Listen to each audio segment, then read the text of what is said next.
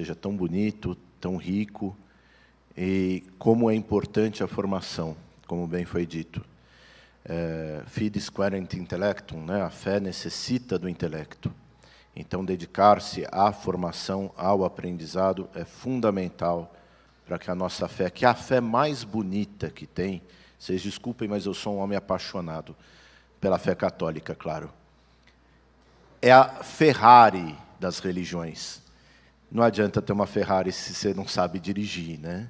Então é importante essa formação, e eu agradeço muito a todos, as famílias novas, ao Benê, por permitir este momento de crescimento, esse fórum. Que Deus abençoe muito a todos e abençoe esse fórum. Muito obrigado. Eu peço a liberdade de fazer a palestra sentado, porque eu sou gordo. Não sei se vocês notaram.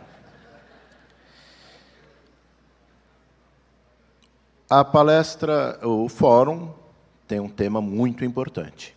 Todos são chamados à santidade. Nosso Senhor mesmo nos diz: vou preparar um lugar para vós, para onde eu estiver, que vós também estejais. Ou seja, Nosso Senhor nos fez para o céu. Nosso Senhor nos quer santos. Ele não fez ninguém para não ser santo.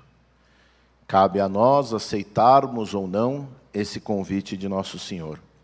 E não é santo aquele santorão, o ciclano é um santo. Não, santo, santo, santo de altar, santo de ter imagem sua, de ter procissão, com o caboclo carregando sua imagem lá, e você lá todo bonitão. Santo de ter paróquia com teu nome. Deus nos chamou para isso, para ser santo de verdade. E o tema da palestra que eu vou dar é Aprendendo com os Santos.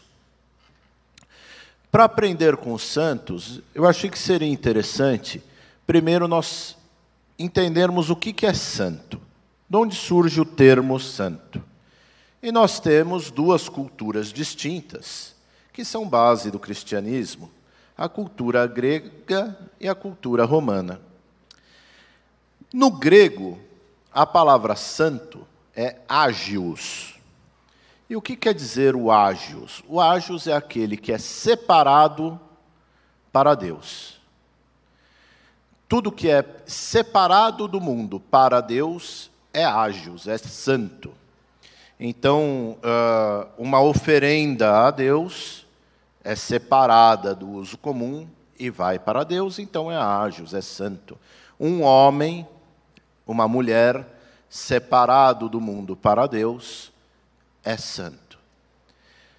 A cultura romana, no entanto, não usa a palavra ágios, usa a palavra santos. E os santos, na cultura romana, significa outra coisa. Significa legal, legal aquele que é dentro da lei, estabelecido segundo a lei. Aquilo que tem uma forma permitida, aquilo que tem uma forma tão perfeita, tão adequada, que não deve ser mais movido, que não deve ser mexido. Aquilo que atinge uma perfeição legal, jurídica, pactual, que não é mais mexido. E de onde deriva disso? De uma divindade extremamente antiga. Ela era tão antiga que no tempo de Nosso Senhor ela já estava fora de moda, que é uma divindade romana chamada Semo Sancus. Do Sancus, né, desta divindade, Sancus, vem a palavra sancionar, por exemplo. Quando a lei passa no Congresso, depois ela vai para o presidente para a sanção, né, para sancionar. Ou seja, para tornar aquilo lá de uma forma tão perfeita que não deve mais ser mexido. Nesse sentido, vocês percebem que o santo, ele sai um pouco daquilo que é a mentalidade grega, de uma coisa separada para Deus, e vai para a mentalidade romana, dizendo uma coisa perfeita, uma coisa sem erro, uma coisa sem mácula, uma coisa sem falha. E isso vai gerar consequências ao longo da história na concepção de santo. Os primeiros cristãos, eles são do mundo grego. Depois é que vai para Roma, né? São Paulo e São Pedro já estão em Roma, mas o mundo grego era muito rico. O mundo grego, a cultura helênica, ela era muito diversificada. Olha, pode ser que se viesse aqui um palestrante falar em inglês, muitos dos senhores não entendessem a palestra toda em inglês. Mas se eu disser para vocês que eu quero comer um hot dog, todo mundo entende. Que a loja de sapato da esquina está com uma promoção de 20% off, todo mundo entende. Então, assim como a cultura norte-americana para nós hoje é muito presente, inclusive a língua norte-americana para nós não é algo estranho, a língua inglesa, né, norte-americana. Para o romano, no tempo de Cristo, a cultura grega era muito presente. E até mesmo parte da língua grega, não o grego erudito, um grego mais popular, também era muito comum, muito presente. Então, os primeiros cristãos se chamavam de santos. Era uma designação de cristão para cristão. São Paulo abusa do termo santos. Ele escreve, por exemplo, aos Efésios, aos Romanos, aos santos da igreja de Efésios, aos santos da igreja de Roma. Então, ele vai se referir aos cristãos, à igreja militante mesmo, como santo.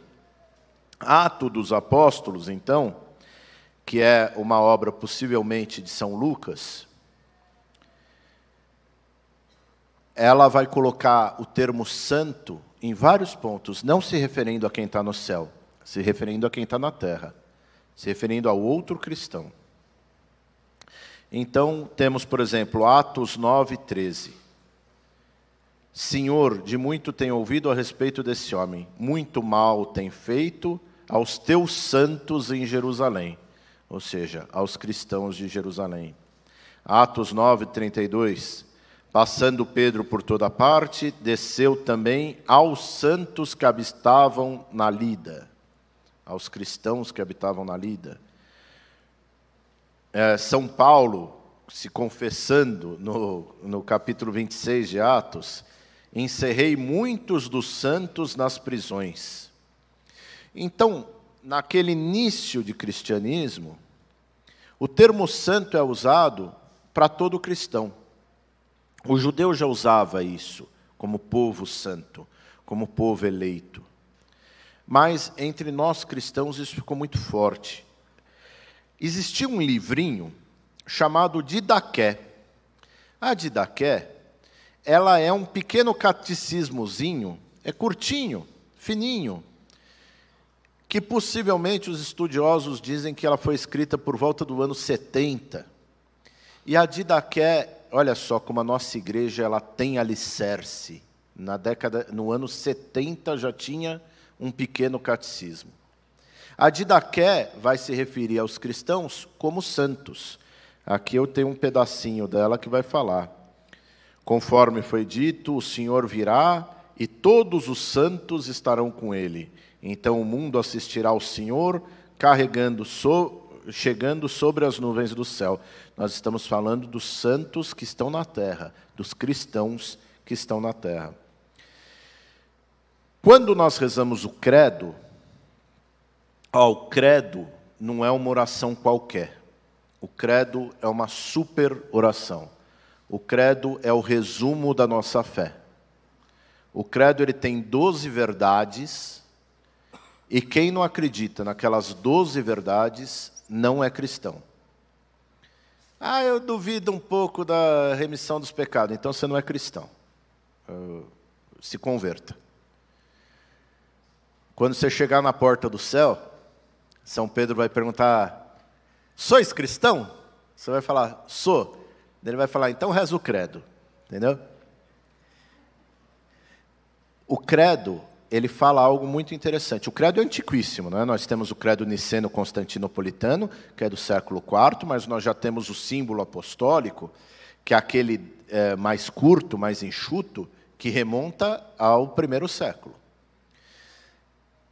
Então, o credo ele já vai dizer que eu creio na comunhão dos santos. que é a comunhão dos santos? Né? Quando eu era criança, eu achava que eram os santos lá no céu, indo na missa no céu e comungando. Ai, que bonito. Mas não é nada disso. A comunhão dos santos é a comunhão entre nós, os santos. O filho dele vai fazer Enem, chega para ele e fala: pai, reza para mim, que eu tenho que ir bem na prova. E a oração dele serve para o filho dele, porque eles estão na comunhão. E a oração de um intercede pelo outro. E assim como eu posso interceder por vocês, vocês vão interceder por mim. E nós vamos rezando um pelo outro, e nós vamos oferecendo sacrifícios um pelo outro, mortificação um pelo outro. E assim os santos, nós, os cristãos, vamos intercedendo um pelo outro. Só que como a festa de ontem nos lembra, os cristãos não são só os vivos. Nós temos também aqueles que já estão no purgatório, que ainda estão na nossa comunhão. Eles não podem rezar por nós, mas nós temos obrigação de rezar pelas almas dos fiéis que estão no purgatório, para que eles justamente possam atenuar a sua pena no purgatório. E a igreja triunfante, os que fizeram tudo direitinho, os que cumpriram com sucesso o objetivo que Deus pôs para eles na terra, os que já estão no céu. Vocês lembram, eu estou falando muito de Enem porque eu vim para cá ouvindo rádio, só se fala disso. Vocês lembram quando vocês fizeram vestibular? E daí a sua tia chegava e falava assim: o filho da vizinha passou em medicina, vai perguntar para ele o que ele fez. E você ficava com uma raiva da sua tia, do filho da vizinha, de todo mundo, pensando: pô, eu não sei o que eu tenho que fazer para passar de ano. O santo que está no céu e que intercede por nós, esse santo, ele fez tudo direitinho. Ele foi aprovado. Ele passou. E cabe a nós, então, procurar ver como foi a vida dele, para que eles nos sirvam de exemplo. Atualmente, nós não usamos o termo santo para falar do outro cristão vivo. Nós vamos usar o termo santo para falar desses exemplos de fé, desses grandes intercessores que estão no céu. O Catecismo da Igreja Católica, no seu ponto 828, ele vai falar sobre a canonização. O que diz o Catecismo? Ao canonizar certos fiéis, isto é, ao proclamar solenemente que esses fiéis praticaram heroicamente as virtudes e viveram na fidelidade à graça de Deus, a Igreja reconhece o poder do Espírito de Santidade, que está nela, e ampara a esperança dos fiéis, propondo-lhes os santos, aqui duas palavras importantes, como modelos e intercessores. Os santos e santas foram sempre fonte e origem de renovação nos momentos mais difíceis da história da Igreja, mais ou menos como nós estamos passando hoje. Os santos e santas sempre foram fonte e origem de renovação nos momentos mais difíceis da história da Igreja. A santidade é a fonte secreta e o padrão infalível de sua atividade apostólica e de seu dinamismo missionário. O santo, então, ele é proposto pela Igreja como modelo e como intercessor. Posso rezar por quem eu quiser? Particularmente, pode. Particularmente, você pode rezar, por exemplo, por aquela sua avó, que era boazinha, boazinha, boazinha, e morreu, e você internamente... Obrigado, meu irmão. Quem dá um copo d'água a um pequenino, não fica sem paga. A um homem do meu tamanho, então, cara... Obrigado, viu? Estava falando da avó, né, santa? aquela avó maravilhosa que fazia rosquinha de pinga para você, aquela avó excepcional, aquela vovozinha sua morreu, você tem certeza que ela está no céu. Particularmente, você pode rezar por ela, mas publicamente não. Você não pode erguer uma capelinha em honra à tua avó, você não pode erguer uma igreja em honra à tua avó, você não pode rezar missa em ação de graças, né, no dia da sua avó, fazer quermesse na sua casa, não tem cabimento. O cânon do Código de Direito Canônico 1187 diz: só é lícito venerar com culto público, e daí a importância da questão do culto público, o servo de Deus, que foram incluídos pela autoridade da Igreja no álbum de santos e santas. Então, hoje, santo reconhecido pela Igreja é aquele que está nomeado como santo. O beato, e o que é o beato, padre? O beato é para culto local. Então, por exemplo, São José de Anchieta, durante muitos anos ele foi beato. Os cariocas diziam que São José de Anchieta não era santo porque fundou São Paulo, era um pecado muito grande, mas virou santo. Virou santo, e quando era beato, eu poderia ter em São Paulo, onde ele atuou, onde ele viveu, uma devoção ao beato Anchieta? Sim, em São Paulo eu podia. Teria cabimento eu ter uma capela em honra ao beato Anchieta em Nova York ou em Paris? Não. O beato é para culto local. Agora o santo não. O santo é culto universal. E o que é o processo de beatificação? O processo de beatificação, ele não tem como objetivo constituir o santo. Ele tem como objetivo declarar o santo. Então não é um processo constitutivo, é um processo declaratório. Não é que o santo está lá no purgatório, e daí o Papa assina, e nesse momento ele plum, aparece no céu. Ele já é santo, ele já está no céu, e a Igreja reconhece infalivelmente que o santo está no céu. Como é que a gente sabe que o santo está no céu? Porque ele é exemplo, mas ele também é intercessor. Enquanto ele for exemplo e intercessor, a gente sabe que está no céu. O intercessor a gente sabe que é santo por causa do milagre. Ontem foi dia dos fiéis defuntos, e eu estava conversando com uma freirinha muito piedosa, e a freirinha piedosa me falou uma coisa muito bonitinha.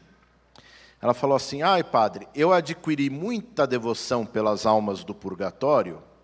Um dia que eu tinha que fazer uma viagem, e estava dando tudo errado. Daí eu pedi pela alma do ciclano, não vou dizer o nome do ciclano para não gerar culto público, pedi pela alma do ciclano, e deu tudo certo.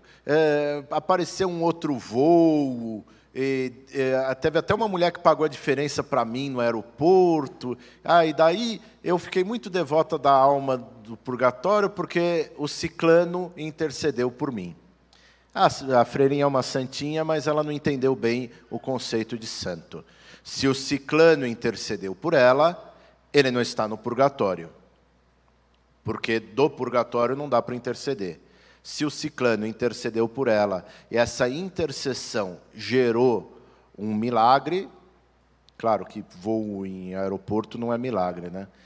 Dependendo da época do ano mas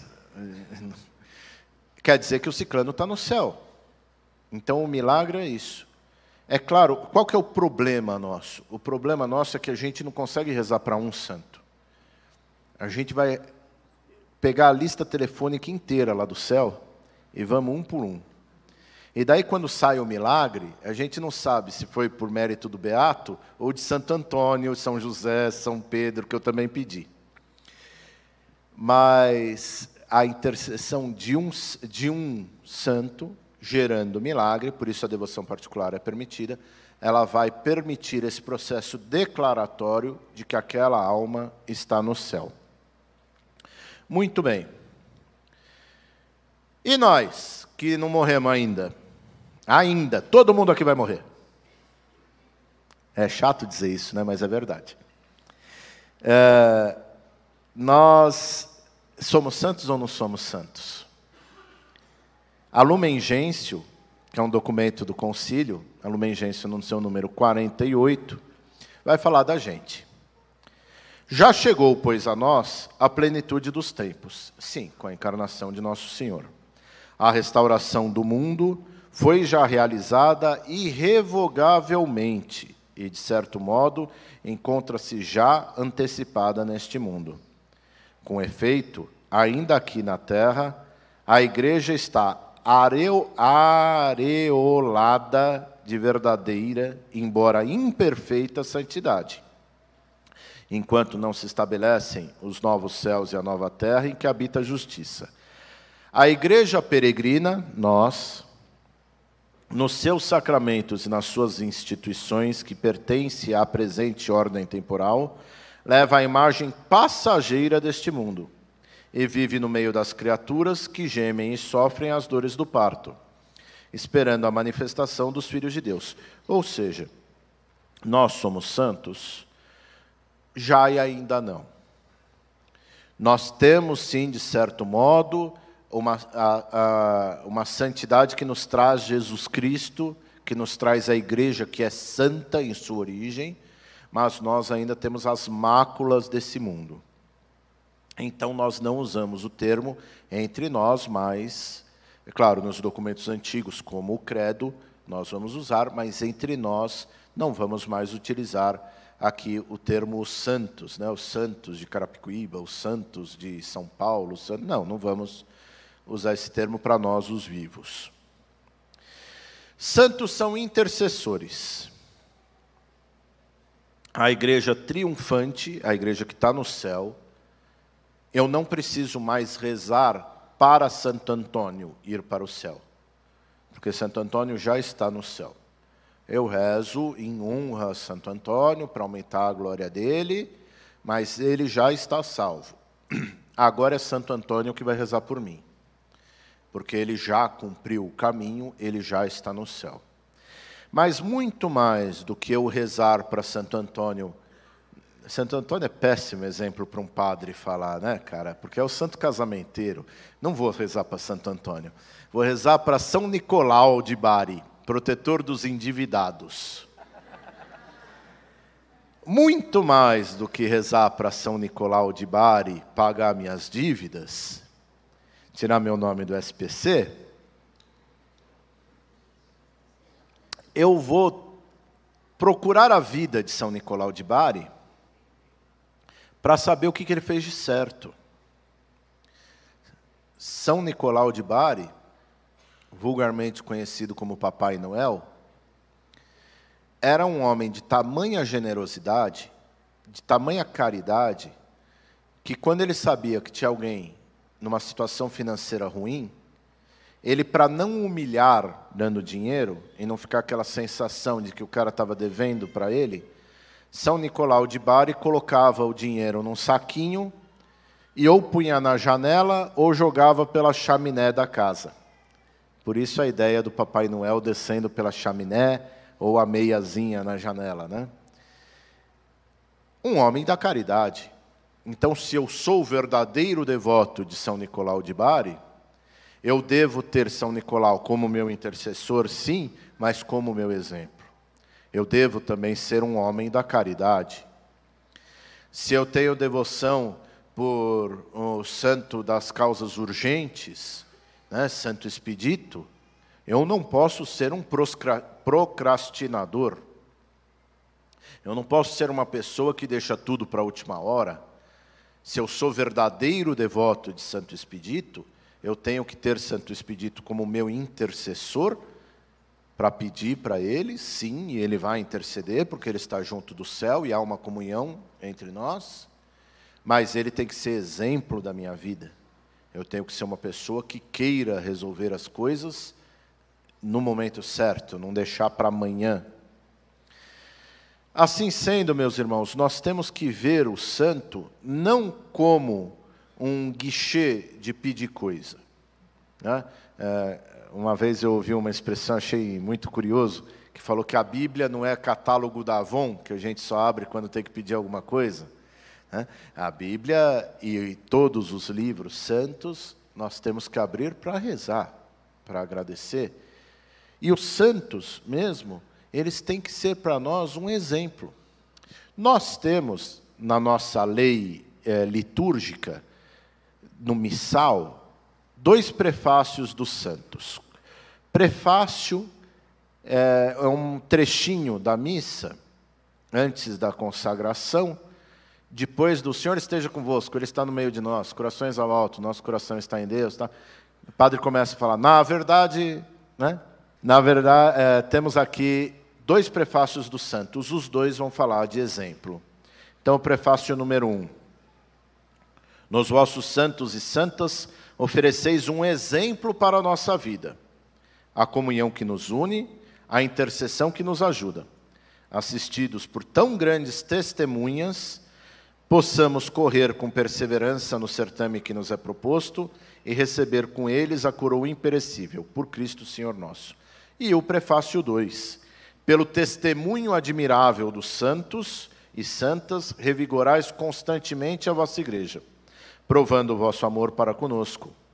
Deles recebemos o exemplo que nos estimula na caridade e a intercessão fraterna que nos ajuda a trabalhar pela realização do vosso reino.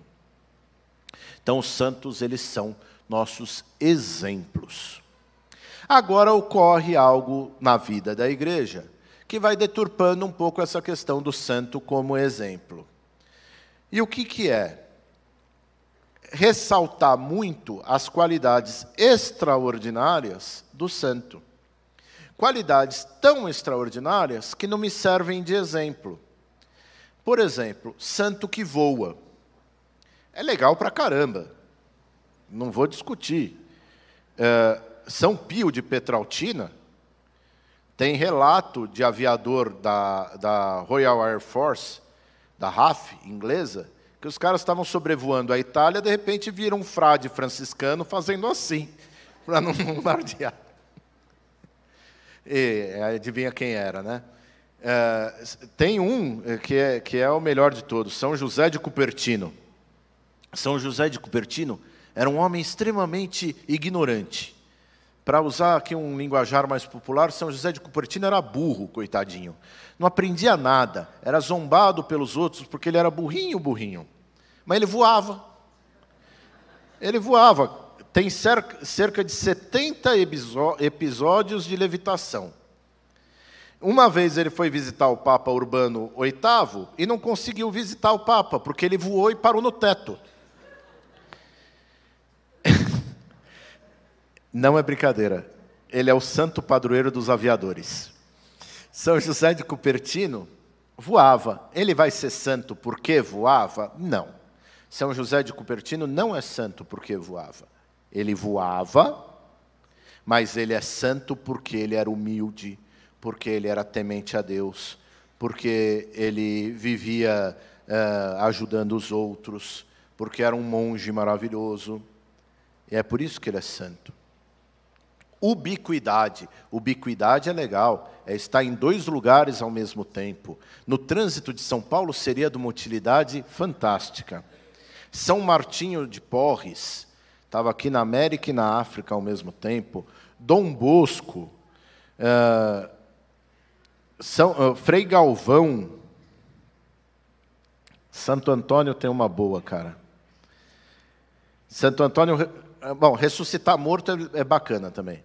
Mas Santo Antônio teve uma que foi muito legal. O Santo Antônio estava rezando missa em Pádua, e o pai dele, em outra cidade, estava sendo acusado de ter matado um homem, acusado injustamente de ter matado um homem. Enquanto Santo Antônio estava rezando missa, ele foi na outra cidade, defendeu o pai no juízo, ressuscitou o morto falou que o pai dele era inocente, e daí o morto morreu de novo. Santo Antônio é santo por causa disso? Não. Santo Antônio é santo porque ele se dedicava a Deus, porque ele era um homem bom, porque ele era um homem caridoso. Só que essas hagiografias muito maravilhosas, essa hagiografia, lembra que o termo grego para santo é ágio? A hagiografia é a história dos santos. Essas hagiografias muito maravilhosas, elas foram muito comuns durante séculos e séculos na igreja. Um desafio que eu lanço para vocês, bons católicos que são. Me diz um santo entre o século V e o século XVIII que não esteja de batina, hábito ou qualquer roupa religiosa. É difícil de lembrar. Porque no começo, claro, eu tenho santo soldado, citei aqui Santo Expedito, São Sebastião, eu tenho santo comerciante, eu tenho santo São Paulo, né, fazedor de redes, fazedor de tendas. E agora, no século XIX e XX, eu começo a ter de novo os santos leigos, né? Então, São Domingos Sávio é um dos poucos santos que estão de terno e gravata no altar. Agora os pais de Santa Teresinha, né? Então agora eu tenho novamente um foco para o leigo santo. Mas durante muito tempo, e nem padre diocesano, viu? Era só monge e monja. Era só isso que era santo, porque as hagiografias davam uma ênfase muito grande aos fatos extraordinários da vida do santo. E a santidade deles não estava nisso. Tem um santo maravilhoso, São Luís Gonzaga, não o rei do Baião, o menino, o jesuíta. São Luís Gonzaga, ele aos 7 anos resolveu, para não pecar contra a carne, não olhar mais uma mulher no rosto. Então, aos 7 anos, ele não olhava mais nem para o rosto da mãe, nem para o rosto da irmã. É um pouco de poesia. Porque 7 anos, né, gente? 7 anos, eu não deixo nem a criança fazer primeira comunhão ainda. 7 anos é muito pequeno. É um pouco de romance colocar que um santo, para mostrar que ele era realmente muito santo, aos 7 anos já não olharia mais nem para o rosto da própria mãe.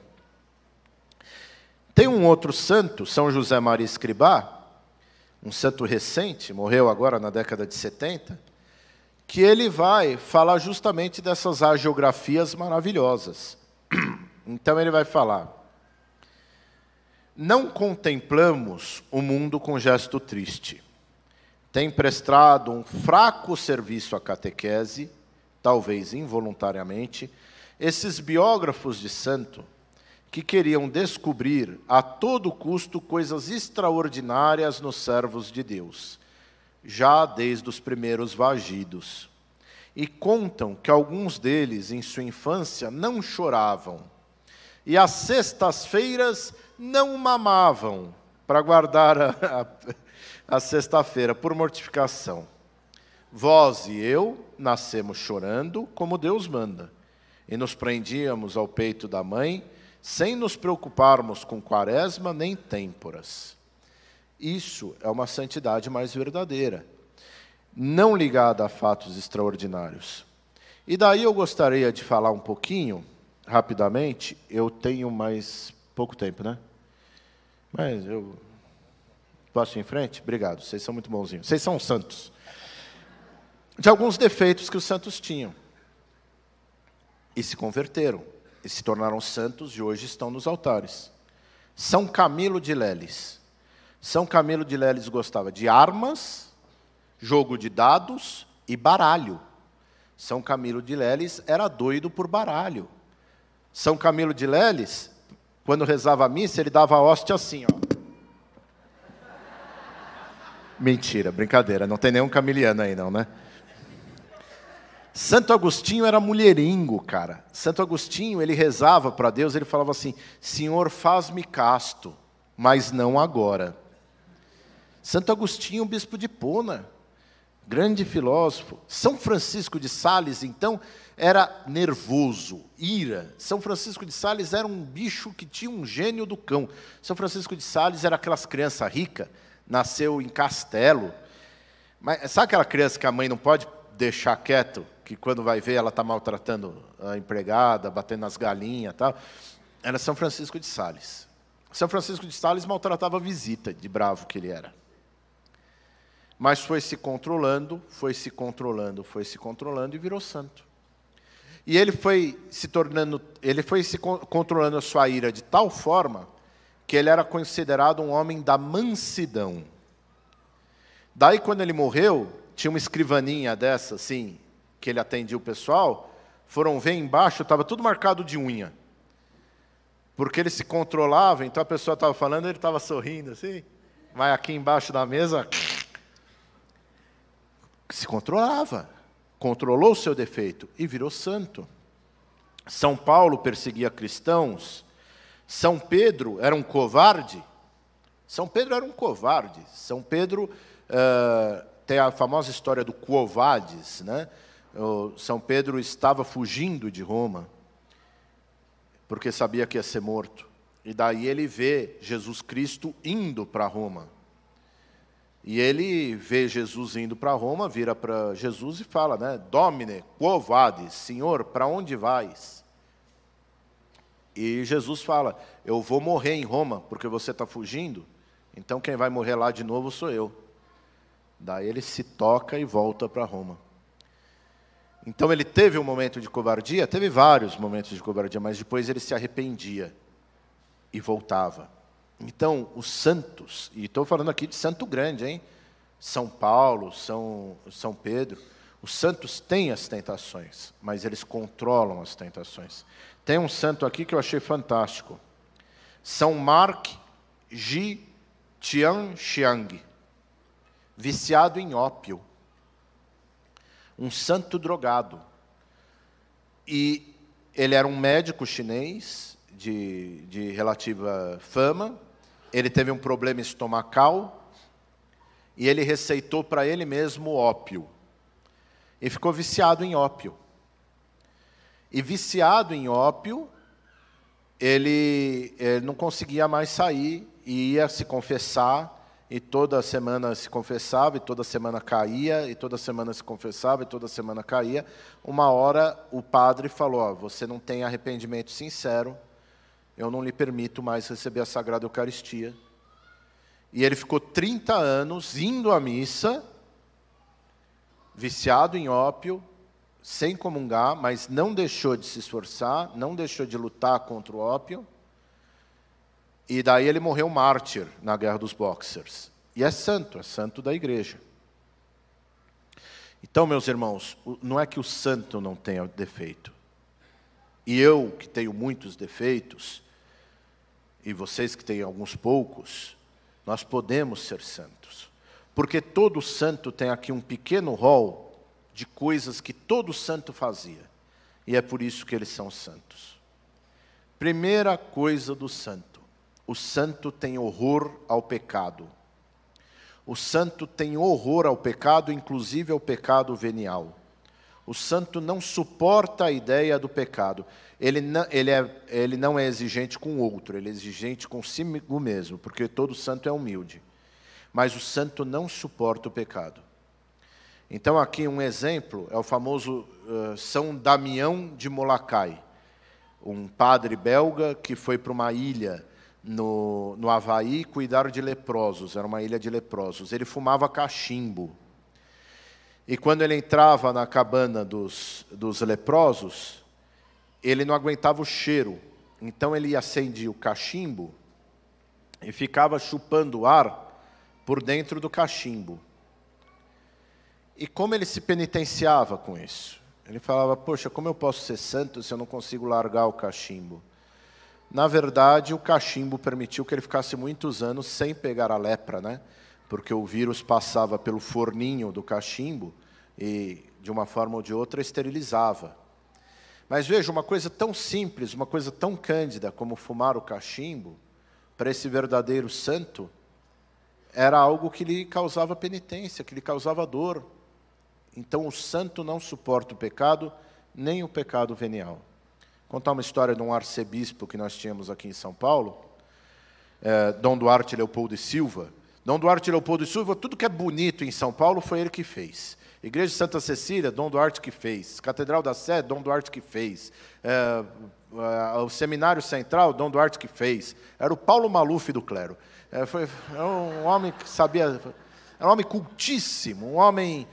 o irmão dele esculpia em mármore, tem obras do irmão dele até hoje. Família de gente culta, de gente artista, de gente sábia. Ele tocava flauta transversal. E um dia estava lá fazendo seus estudos de flauta transversal e chegaram para dar notícia de que um homem estava precisando da unção, da extrema unção, né, como se dizia na época. E ele falou, deixa eu só terminar aqui essa partitura e vou. Terminou a partitura, foi, e o homem tinha acabado de morrer. Quando ele volta para casa, ele pega a flauta e quebra a flauta. E fala, nunca mais vou tocar flauta. Porque eu podia ter salvo uma vida, mas por causa desse afeto desordenado por coisa que não é importante, esse homem não recebeu a extrema-unção. Então veja, uma coisa tão simples, para o santo, ele tem que combater. O santo quer combater os pequenos pecados. Todo santo é humilde. São Filipe Neri era muito amigo do Papa. E começou a surgir uma história de um mosteiro que tinha uma freira santa. E o Papa mandou São Filipe Neri como visitador para ver se essa freira santa era santa mesmo. E ele pegou o cavalinho,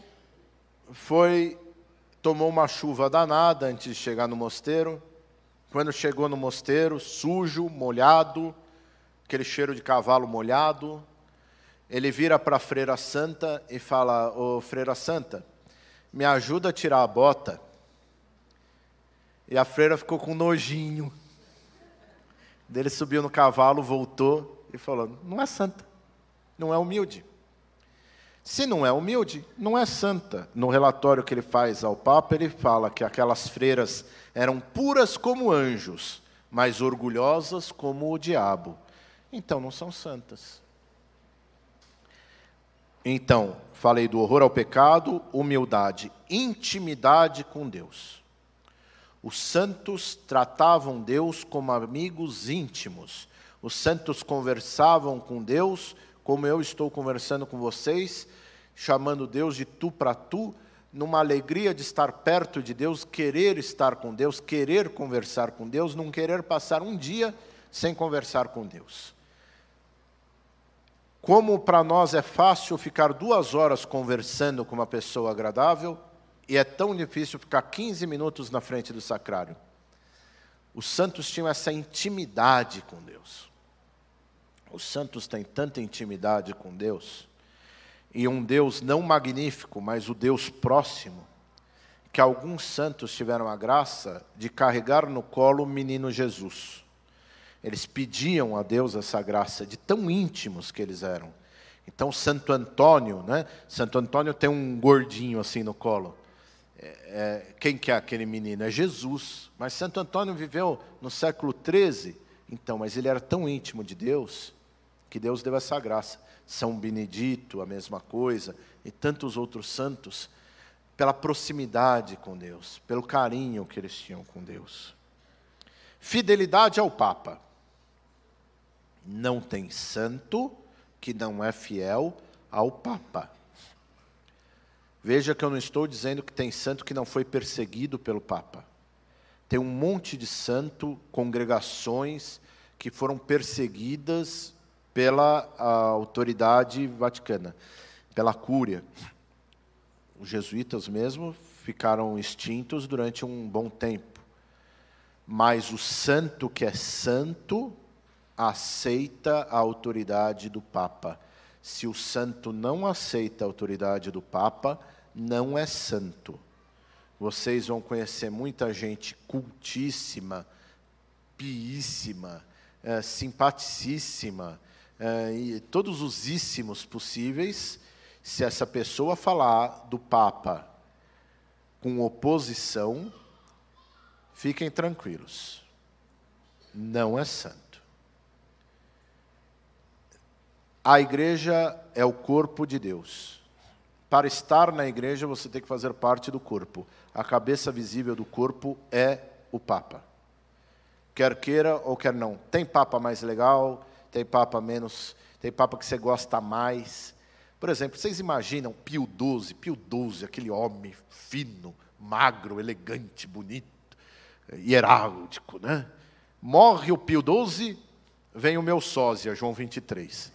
Imagina a decepção da nossa avó que fazia rosquinha de pinga, quando sai o Pio XII e vem o João 23. Mas o João 23 era uma simpatia, gorducho, ria, brincava com criança. Daí sai o João 23, vem o Paulo VI. Sai o Paulo VI, que também o pessoal começou a gostar, vai criando amor. João Paulo I, coitado, não deu nem tempo da gente criar amor por ele. Vem o João Paulo II. João Paulo II, vocês lembram? Que simpatia que era João Paulo II. Ele fazia brincadeira. Quando ele veio no Congresso das Famílias aqui no Rio, ele balangava a bengala assim, que nem o Chaplin. Que papa simpático. Daí morre, vem o Bento XVI. Culto, erudito, mas não tinha aquele carisma. Então é natural que quando troque de papa, a gente sinta uma saudade do papa anterior. Mas quem não está com o papa, não está com a igreja. Santo Inácio de Antioquia já dizia, qui non est cum episcopo, non est cum ecclesia. Quem não está com o papa, não está com a igreja. E, último, devoção à Virgem Maria. E aqui eu acabo. O livrinho maravilhoso, Tratado da Verdadeira Devoção. A devoção à Santa Virgem é necessária para todos os homens conseguirem a salvação. Se o sujeito não é devoto da Virgem Maria, ele dificilmente vai ser santo. Então, são esses os pontos que nós podemos imitar dos santos. Horror ao pecado, humildade, intimidade com Deus, fidelidade ao Papa e devoção à Virgem Maria. Muito obrigado.